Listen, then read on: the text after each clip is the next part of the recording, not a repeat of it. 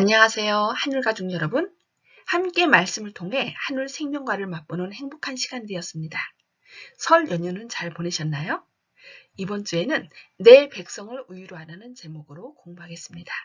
먼저 기업절을 함께 읽어볼까요? 이사야서 40장 9절 말씀입니다.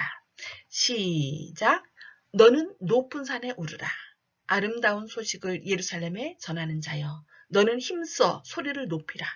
두려워하지 말고 소리를 높여 유다의 성읍들에게 이르기를 너희의 하나님을 보라 하라. 이번 교과를 통해 함께 배울 한자는 위로입니다. 위로는 남의 괴로움이나 슬픔을 달래주려고 따뜻한 말이나 행동을 베푸는 것을 의미합니다. 지금은 위로라는 한자를 통해 구속사적인 의미가 무엇인지 살펴보겠습니다. 위로는 위로할 위자와 일할 노자가 합쳐진 단어입니다.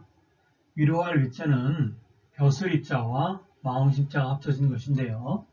벼슬 위라는 것은 군대의 계급 가운데서 소위, 중위, 대위를 말하고요.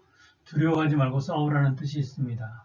벼슬 위자는 주검 시자와 마디천자, 보을 시자가 합쳐졌는데요. 성서적으로 본다 그러면 죽는다 할지라도 하나님의 자녀가 된 사람들은 하나님을 만나보게 될 것이니 마음에 평안함을 가져라는 뜻도 있습니다. 그래서 위로할 위자는 예전에는 왕이 돌아가신 사람들에게 벼슬을 하사하여서 가족들의 마음을 위로하는 일이 많이 있었는데요. 믿음과 신앙을 지키다가 핍박이나 죽임을 당한 하나님의 자녀들은 천국에서 하나님을 만나고 마음의 위로를 받게 될 것이라는 뜻도 있습니다. 그 다음에 일할 노자 또는 위로할 노자는 불화자가 두 개가 있는데요. 불화자는 빛나는 사람이라는 뜻도 있고 땀 흘리는 사람이라는 뜻도 있습니다. 그리고 덮을멱자와 힘멱자가 합쳐졌습니다. 여기 불화자를 볼 것 같으면 사람 인자 옆에 점주자가 두 개 있어서 범죄 전에는 하나님의 영광으로 빛나는 사람을 말하고요. 범죄 후에는 먹고 살기 위해서 땀 흘리며 일하는 사람을 또 상징하기도 합니다. 그래서 일할 노자, 위로할 노자는 하나님이 인간에게 주신 능력이 죄로 인해서 덮을멱자, 막혀서 영광의 빛을 잃은 사람들은 생존을 위해서 이마에 땀을 흘리고, 남자인 경우입니다. 그 다음에 여자들은 출산의 고통을 경험하며 살아야 했다, 이런 뜻도 있습니다. 감사합니다. 1945년 2차 세계대전이 끝났을 때 요코이 쇼이치라는 일본 군인은 괌의 밀린 지역에 숨어 있었습니다. 미군이 살포한 전단에는 평화가 도래해 있다는 선포가 있었지만 요코이는 다 속임수일 거라고 생각했습니다. 오히려 처량하게 바친 충성 서약을 기억하며 결코 항복하지 않기로 다짐했습니다. 바깥 세상과 접촉하지 않았으므로 그는 밀림에서 얻을 수 있는 개구리, 쥐, 멧돼지 등으로 연명해야 했습니다. 전쟁이 끝난 지 28년이 지난 1970년의 어느 날 괌의 사냥꾼들은 우연히 물고기를 잡고 있는 요코이를 발견했습니다. 그는 그때서야 평화가 사실이었다는 것을 깨달았는데 안타깝게도 동료들이 기나긴 평화를 누리는 동안 요코이는 혼자 굴 속에서 다리도 펴지 못한 채 웅크리고 궁핍과 긴장의 세월을 보내고 있었던 것입니다. 전쟁에 나갈 때는 이렇게 젊은 나이였는데 종전 소식을 믿지 않으므로 그는 28년 동안 두려움 가운데 지새우면서 할아버지가 되었던 것입니다. 하나님은 이사야를 통하여 그분의 백성이 겪고 있는 압박과 시련의 때가 정말 끝날 것이라고 선언하셨습니다. 너희는 위로하라. 내 백성을 위로하라. 너희는 예루살렘의 마음에 닿도록 말하며 그것에게 외치라. 그 노역의 때가 끝났고 그 죄악이 사함을 받았느니라. 이 말씀의 의미가 무엇인지 이번 교과를 통해 함께 살펴볼 것입니다.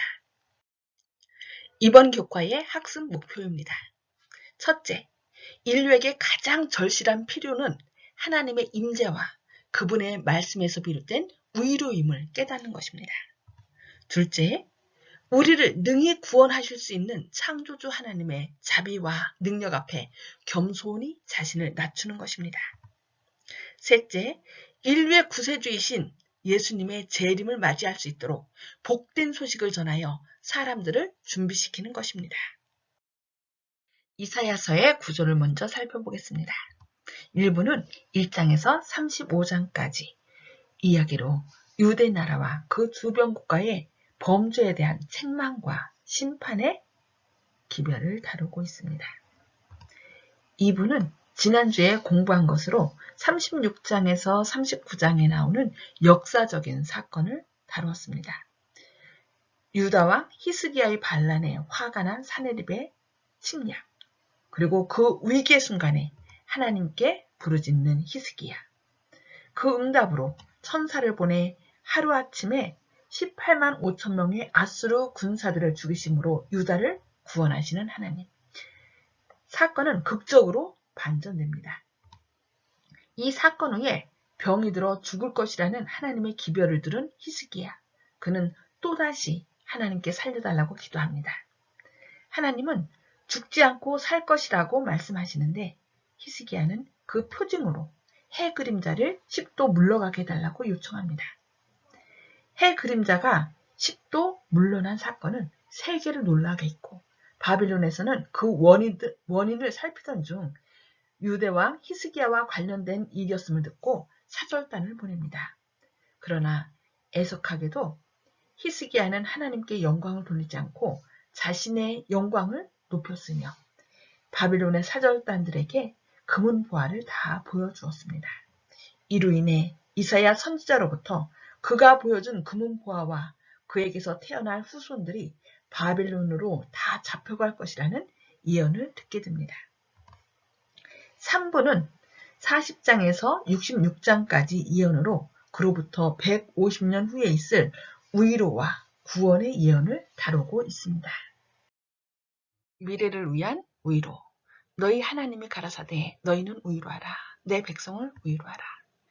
40장부터 메시지는 39장 사건으로부터 약 150년을 뛰어넘어 기원전 539년에 있을 바벨론의 종말과 그 후에 있을 유대인들의 귀환, 그리고 메시아의 도래에 초점을 맞추고 있습니다. 이사야 40장 1절 2절에 따르면 하나님은 그의 백성을 용서하시고 그들을 위로하실 것입니다. 임재, 말씀, 길을 예비함. 외치는 자의 소리여 가로되 너희는 광야에서 여호와의 길을 예비하라. 사막에서 우리 하나님의 대로를 평탄케 하라. 하나님께서는 어떻게 당신의 백성을 위로하실까요? 고난의 때가 끝났고 죄악이 사함을 받았다는 말로 위로하였습니다. 이런 약속을 하시는 여호와 하나님의 말씀은 영원히 설 것이기 때문에 그 말씀을 믿고 그분의 영광을 보게 될 것이라고 위로하였습니다. 하나님의 백성들은 배교로 인해 잃었던 하나님의 임재와 말씀을 포로 생활에서 돌아온 후에야 다시 되찾게 되었습니다. 길을 평탄하게 하는 일은 하나님이 주시는 용서와 임재의 위로를 얻기 위해 기꺼이 죄로부터 돌이키는 회개를 의미합니다. 침례 요한은 우리가 준비하기 위해 해야 할 일을 누가복음 3장 2절로 8절에서 설명합니다. 회개하고 죄를 거절함으로써 우리는 하나님의 임재와 용서의 위로를 받을 수 있습니다. 가려 뽑은 기본 1권 124쪽에서는 이렇게 말씀합니다. 만일 하나님의 백성들이 누그러진 마음과 통회하는 심령으로 저희 죄를 자복하고 버리며 믿음으로 주님의 허락들을 주장한다면 악한 사람들과 마귀들은 하나님의 사업을 방해할 수 없을 뿐만 아니라 당신의 백성들이 모인 자리에 주님께서 임재하시는 것을 막을 수 없을 것이다. 전도의 기원. 아름다운 소식을 시온에 전하는 자여 너는 높은 산에 오르라. 아름다운 소식을 예루살렘에 전하는 자여 너는 힘써 소리를 높이라. 원어 성경을 보면 예루살렘에 좋은 소식을 전하는 남성 선구자가 이사야서의 후반부에 나타납니다. 그러나 이사야 40장 9절에서 너희의 하나님을 보라고 산에서 선포하는 선구자는 여성입니다. 이사야의 이 예언은 신약에서 어떻게 적용되었나요? 신약에서 이사야 40장 3절로 5절을 자기 백성 가운데 육체로 오시는 영원한 말씀이신 그리스도의 길을 예비했던 침례 요한에게 적용하였습니다. 또한 이사야 40장의 예언대로 왕이신 예수님이 이 땅에 오셔서 그 백성을 속량하신다는 아름다운 소식은 평범한 사람들이 시몬과 안나 또 막달라 마리아 및 사도들에게 위탁되어 전파되었습니다. 길이 준비되면 그리스도를 세상에 소개해야 합니다. 너희의 하나님을 보라. 침례 요한은 회개를 외치며 보라 세상 죄를 지고 가는 하나님의 어린 양이로다 라며 예수님을 소개했습니다. 예수 그리스도께서 사람을 구원하시기 위해 오셨다는 사실은 복음 전도의 기초입니다. 우리가 선포해야 할 메시지는 하나님의 놀라운 능력과 구원하시는 그분의 사랑에 근거해야 합니다. 우리는 머지않아 그리스도께서 우리를 구원하러 재림하신다는 사실을 크게 외쳐야 합니다. 너희는 눈을 높이 들어 누가 이 모든 것을 창조하였나 보라. 이사야 40장에서는 하나님의 본성의 두 가지 측면을 소개합니다. 첫째, 강한 능력입니다. 강한 능력으로 창조하시고 유지하시는 그분은 찬양받을 가치가 있는 유일한 분이십니다. 두 번째, 자비하심입니다. 그분은 그분을 신뢰하는 사람들을 구원하시며 일으켜 힘을 주시는 분이십니다. 이사야는 아무도 그분과 비교할 수 없다고 설명합니다. 하나님은 결코 피곤하지 않으시며 그분을 믿는 사람들도 결코 피곤하지 않을 것입니다. 우상 숭배의 문제점.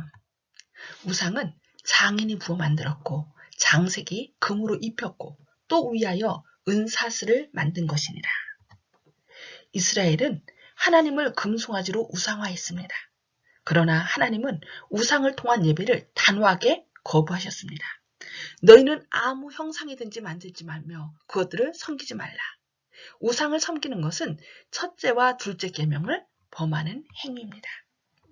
왜냐하면 하나님의 백성에게는 성전을 통해 그들과 함께 하시는 하나님의 임재, 쉐키나가 있기 때문에 우상이 필요하지 않습니다. 우상을 숭배하는 것은 그분의 실제적인 임재를 우상으로 대신함으로써 그분의 임재를 부인하는 것과 같습니다.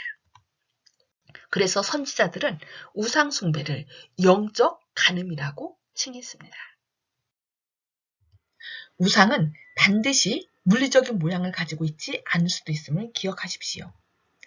하나님을 향한 우리의 사랑을 약화시키거나 마땅히 그분께 드려야 할 봉사를 방해하는 것은 무엇이나 우상이라고 화이트는 주석하고 있습니다. 각 사람은 하나의 신 또는 우상을 가지고 있다고 마틴 루터가 말했듯이 하나님을 온전히 섬기지 않는다면 우리는 마지막 때에 짐승에게 경배하게 될 것입니다. 더 깊은 연구를 위해 선지자왕 311페이지입니다. 이사야의 시대에 인류의 영적 지각은 하나님께 대한 오해로 인하여 어두웠다. 오랫동안 사탄은 사람들로 하여금 그들의 창조주를 죄와 고통과 죽음의 장본인으로 여기게 하려고 애써왔다. 이와 같이 사탄에게 기만을 당한 사람들은 하나님을 엄하고 가혹한 분이라고 생각하였다. 그들은 하나님이 죄인을 비난하고 정죄하기 위해 감시하는 분이시며 죄인을 돕지 않을 합법적인 구실만 있으면 그를 받아들이기 싫어하는 분으로 생각하게 되었다. 대기만자에 의하여 하늘을 다스리는 사랑의 율법이 사람들의 행복을 제한하는 것으로 여겨지고 그들이 피하기를 원하는 무거운 짐으로 오인되었다. 대기만자는 그 계명들은 순종할 수도 없고 그것을 범한 자에게 가해지는 형벌은 독단적으로 가해지는 것이라고 주장하였다. 이번 교과의 결론입니다. 하나님은 이사야를 통해 고통받는 자들에게 위로를 가져다 주셨습니다. 고난의 시간은 끝났으며 하나님은 그들에게 돌아오고 계셨습니다. 그래서 그들은 절망과 혼란을 겪는 대신 창조의 능력을 사용하시는 하나님을 신뢰할 수 있었습니다. 우리가 구원을 받을 수 있는 이유는 하나님께서 자비로우시고 그분께서 우리를 구원할 만한 능력이 있으시기 때문입니다. 자비롭고 우리를 구원하실 만한 능력이 있으신 하나님께 나가 위로받으시고 구원받으시는 하늘 가족 되시기를 바라며 교과 공부를 마치겠습니다. 감사합니다.